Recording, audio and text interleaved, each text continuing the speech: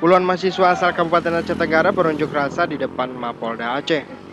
Mereka menuntut Kapolda Aceh segera membebaskan 5 petani di Kabupaten Aceh Tenggara yang ditahan pasca kerusuhan di kantor Balai Besar Taman Nasional Gunung Lauser atau BBTNGL.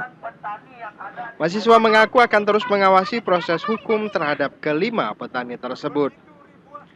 Salah seorang mahasiswa, Iwan Kartiwan, mengatakan selama ini pihak TNGL sudah melakukan penindasan terhadap warga setempat.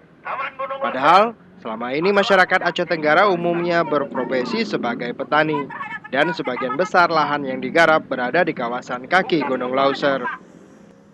Pada hari ini kami dari mahasiswa, khususnya mahasiswa se-Aceh, menuntut keadilan kepada Kapolda untuk dibebaskan kawan-kawan kami yang ada di dalam tahanan Kapolda.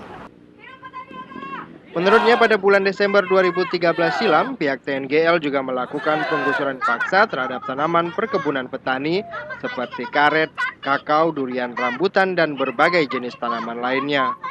Mahasiswa juga meminta pihak TNGL segera menyelesaikan ganti rugi terhadap penebangan paksa tanaman milik masyarakat.